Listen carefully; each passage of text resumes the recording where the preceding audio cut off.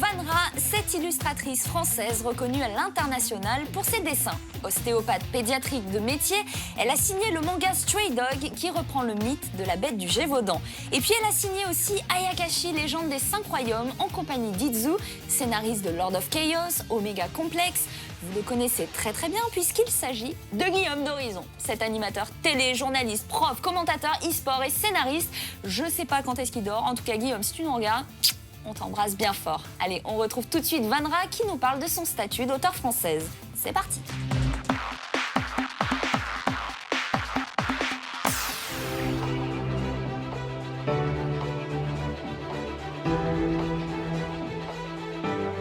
Ayakashi et Stray Dog sont des mangas imprégnés de mythologie et de magie, nés d'un crayon français. Mais avant d'arriver chez nous, Vanra, l'auteur, a dû emmener ses personnages et son histoire à l'autre bout du monde. Un périple dont les enseignements lui servent aujourd'hui.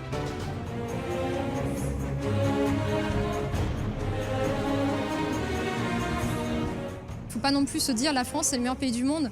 Ça l'est sur beaucoup de critères, mais il n'y a pas que ce pays-là.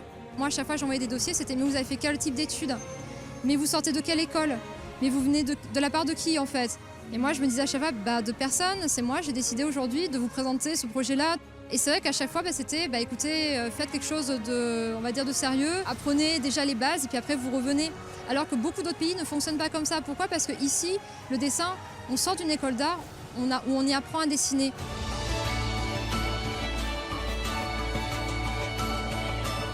À l'étranger, quel que soit le pays, que ce soit en Espagne, que ce soit aux États-Unis, beaucoup aux États-Unis, les auteurs, ils apprennent donc sur le tas. À la japonaise, en fait, ils apprennent sur le tas auprès de peut-être des auteurs. Souvent, très souvent en autodidacte, il y a excessivement peu d'écoles d'art chez eux là-bas pour faire par exemple de la BD ou de comics.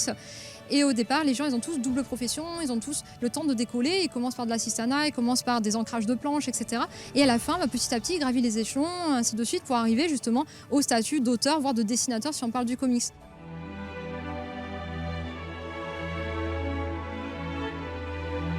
Fort de l'audience que j'avais ailleurs, je me suis dit c'est bon, j'ai des outils en plus pour permettre de montrer mon dossier, qu'on me prenne un peu plus au sérieux parce qu'effectivement, et je comprends parfaitement les éditeurs, quelqu'un qui arrive alors que c'est pas sa profession première on va dire, parce que pour l'instant vu que je n'étais pas passé pro, du coup ça peut rebuter, quelqu'un qui pousse la porte dit bon écoutez j'ai un super projet, vous allez voir il est super, vous allez bien vous éclater avec. J'ai pris les audiences que j'avais, j'ai pris les revenus qui me rapportaient, puisque finalement c'est une série qui m'a permis de vivre très bien pendant plusieurs années. Les succès qu'il a eu, les prix remportés, j'ai dit voilà, je les ai mis dans la balance en plus. Et j'ai dit écoutez, vous voyez, il y a déjà un panel sur une très large population. Potentiellement, maintenant on va pouvoir s'intéresser un peu plus au scénario.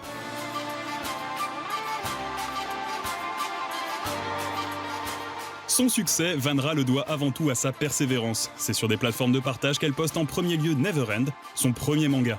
Car qui de plus apte qu'un lecteur peut juger de la qualité d'une œuvre?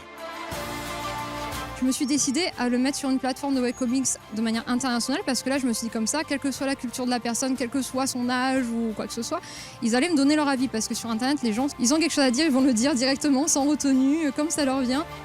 Je suis d'un cursus scientifique, mais encore une fois, j'ai toujours été passionnée par tout ce qui était littérature et surtout origine du conte et tout ce qui tourne autour, quelle que soit la civilisation, quelle que soit, on va dire, la période ou l'endroit où ça se trouve au niveau du conte.